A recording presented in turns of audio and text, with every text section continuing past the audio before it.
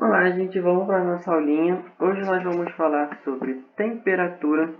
Estou na página 238 do livro de vocês, capítulo 8, primeira parte do capítulo 8. Lá em cima está escrito calor e temperatura, mas primeiro vamos só falar sobre temperatura, depois vamos só falar sobre calor. Observe a situação abaixo. Aí tem, essa caneca de chá está esquentando minha mão. Número 1. Qual é a fonte de calor da situação ao lado? Aí você tem que botar que a fonte de calor é o chá quente no interior da caneca. Embora no cotidiano as pessoas utilizem os termos calor e temperatura como sinônimos, eles referem a grandezas físicas diferentes. Agora nós estamos entrando na primeira aulinha de física de vocês. Na situação ao lado, parte do calor transferido do chá, que apresenta maior temperatura para a caneca, que sofre aumento de sua temperatura. Por sua vez, parte do calor da caneca é transferido para a mão de Júlia, causando-lhe a sensação de quente. 2. De acordo com a situação acima, como você explicaria a diferença entre calor e temperatura? Pode ser que isso fique um pouco difícil de entender o que é. Mas você tem que entender que calor ele é a energia transferida de um corpo para o outro quando ambos estão em temperaturas diferentes. Já a temperatura é o grau de agitação das moléculas. Essa é a definição de calor e de temperatura. A gente vai entender. Para diferenciar calor e temperatura, vamos analisar a situação em que Júlia ferveu 1 litro de água em recipiente sobre a chama do fogão para fazer seu chá. Primeiro, sem a chama do fogão, a água no interior do recipiente encontrava-se uma temperatura próxima do ambiente. Nessa situação, as moléculas da água apresentavam certo grau de agitação, ou seja, certa quantidade de energia cinética média. Energia cinética significa energia de movimentação. Cinético se relaciona ao movimento das moléculas. Nesse caso, das moléculas, né? A chama do fogão forneceu energia térmica à água, fazendo com que a energia cinética média das moléculas aumentasse. Assim, elas passaram a movimentar com maior rapidez e a temperatura da água aumentou.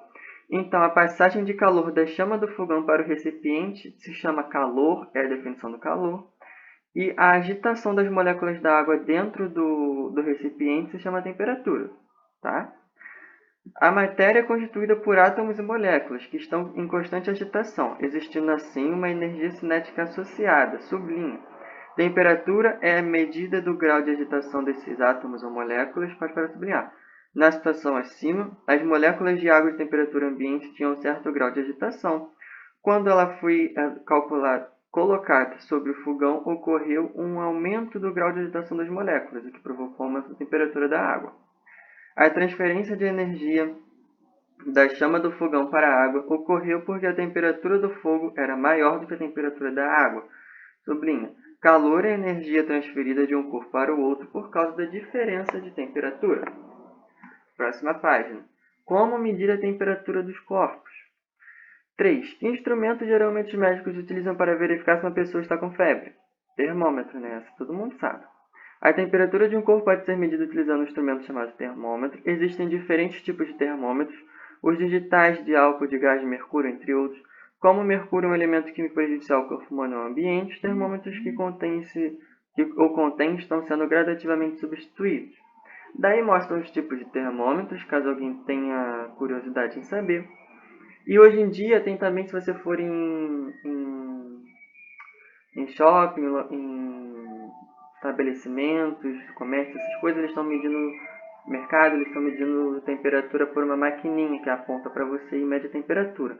Tem desse tipo também, eu acredito que ele vai falar disso mais tarde, então vou aguardar para depois falar. Para medir a temperatura de um corpo é preciso que parte do termômetro entre em contato com ele.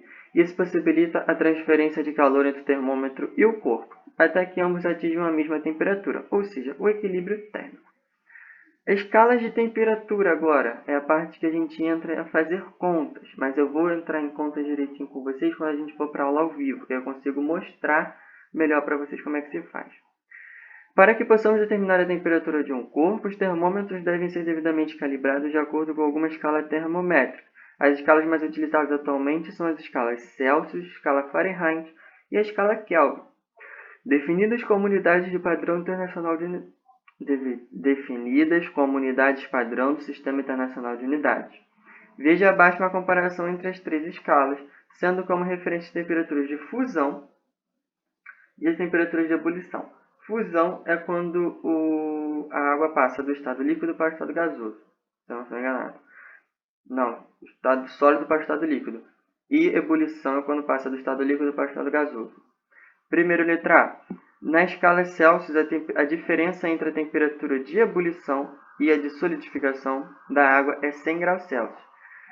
A água ela passa do estado sólido para o estado líquido a 0 graus Celsius e ela passa do estado líquido para o estado gasoso a 100 graus Celsius. Então, fazendo a diferença, 100 menos 0 é igual a 100. B. Na escala Fahrenheit, a diferença entre a temperatura de ebulição e a de solidificação da água é 180 graus Fahrenheit. Nessa escala, a água ela passa do estado sólido para o estado líquido a 32 graus e ela passa do estado líquido para o estado gasoso a 212 graus. Então, fazendo 212 menos 32, 180 graus Fahrenheit. Na escala Kelvin, a diferença entre a temperatura de ebulição e de solidificação da água é 100 graus Kelvin.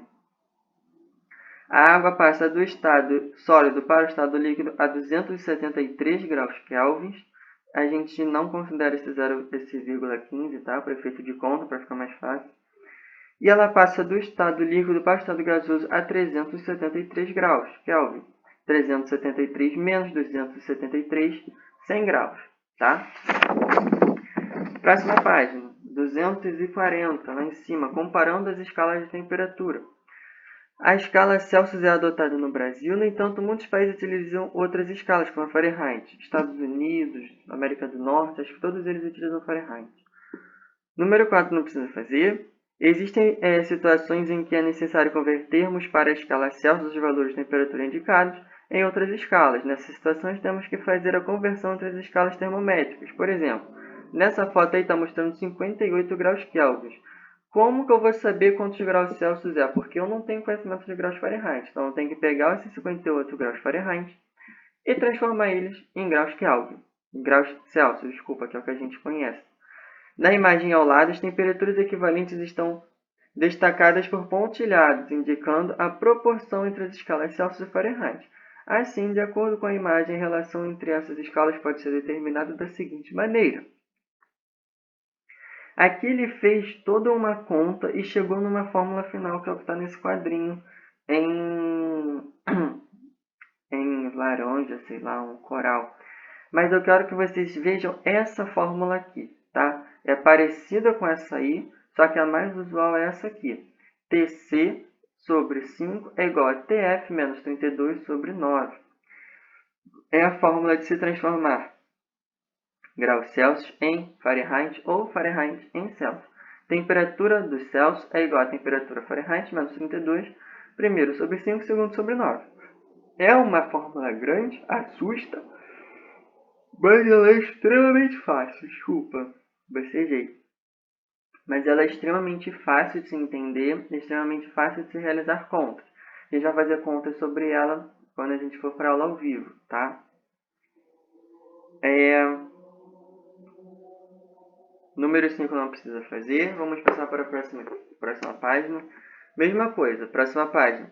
Em relação às escalas Celsius e Kelvin agora, pode ser obtida segundo o mesmo raciocínio, feito uma comparação entre as escalas Celsius e Fahrenheit. Ele chegou nessa fórmulazinha no livro de vocês, mas eu quero que vocês vejam essa fórmula que está aqui no slide.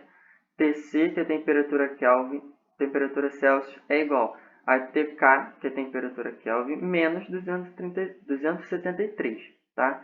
São essas duas fórmulas aqui que vocês têm que gravar para poder fazer as contas, que nós vamos fazer depois. Seguindo a página 241, ele fala sobre sensação térmica. Eu vou deixar vocês lerem sozinhos, para a aula não ficar muito grande. E vamos para a última parte, que é sobre dilatação térmica. Dilatação térmica. Para estudar o estudo de dilatação térmica, vamos analisar o que aconteceu na situação a seguir. Letra A. Em um recipiente contendo 200 ml de água e 4 cubos de gelo, Juliana colocou um termômetro de álcool e observou o que aconteceu por 1 minuto. B. Em seguida, ela colocou um termômetro de álcool dentro de um recipiente contendo 200 ml de água morna e observou o que aconteceu por 1 minuto. Então, o termômetro ali estava marcando pouco acima de 0 graus E na B, o termômetro está marcando ali 60 graus Celsius, no caso. 6. O que aconteceu com a coluna de álcool no termômetro quando ele ficou em contato com a água na etapa A e na etapa B? Você tem que botar aqui na etapa A altura da coluna de álcool diminuiu, tá? Está menor que zero. Está perto de zero, desculpa. Já na etapa B, a coluna de álcool aumentou, porque está chegando a 60. Na etapa A, o termômetro cedeu calor à água. Desse modo, a temperatura do álcool diminuiu, o que significa menor grau de agitação dos átomos do álcool. Sublinha. Isso provoca uma redução do volume do material, conhecida como contração térmica, que pode ser observada pela diminuição da altura da coluna do álcool no termômetro. Agora veja o que acontece com a etapa B na situação acima. Ao colocar o termômetro em contato com a água aquecida, ocorreu a troca de calor entre a água e o termômetro. Nesse caso, a água cedeu calor ao instrumento, o que resultou no aumento da temperatura do álcool no seu interior. Então, as moléculas de álcool começaram a se agitar. Se elas começaram a se agitar, o álcool começou a subir. O aumento da temperatura indica maior grau de agitação dos átomos de álcool, causando uma dilatação térmica, sublinha, ou seja, aumento do volume da substância, que pode ser percebida pelo aumento da altura da coluna de álcool do termômetro. Então, contração térmica, os átomos vão ficar menos agitados, então o tamanho, o volume do material vai diminuir. E a dilatação térmica, os átomos vão ficar mais agitados, então o volume do material vai aumentar. Em algumas situações, a dilatação térmica pode provocar problemas como rachaduras em construções e deformações em objetos metálicos. Para evitar problemas como esses, os engenheiros devem considerar a dilatação térmica e prever alguns espaçamentos entre peças de calçadas e paredes, de vigas, de trilhos, de estradas de ferro, pontes, por exemplo. A ponte Rio-Niterói, não sei se vocês já passaram por ela e tudo mais, ela tem pequenos espaços entre uma viga e outra. Esses pequenos espaços justamente por causa da dilatação térmica, porque quando está em uma temperatura muito alta, ela dilata. Então, o espaço que antes era vazio, ele expande. E se ficar muito grudadinho no outro, ele vai expandir ainda assim, e vai ocasionar rachadura, tanto de um lado quanto do outro. Então, quando você passa na Rio-Niterói, o carro geralmente ele faz tum-tum, tum-tum. Esse tum-tum é porque ele está passando entre os espaços que tem que ter entre uma viga e outra, por causa da dilatação térmica do material, ok? Isso você pode observar aqui também nesse trilho, ó. Tem esse espaçozinho, por quê? Porque o ferro, tanto de um lado quanto de outro, ele dilata. Ele dilatando, ele vai se unir e esse espaço vai se fechar, ok? Isso que é dilatação térmica. Nesse caso, esse ferro ele está com contração térmica, porque ele está retraído. Ok? Termina nossa aulinha por aqui. Na aula ao vivo a gente faz os exercícios, tá? Página 243 fica para casa e a gente corrige na aula ao vivo. E tem exercícios de conta que a gente vai testar as formulazinhas para ver se a gente entende e sabe como aplicar elas e eu poder cobrar na prova. Eu fico por aqui e tchau, tchau.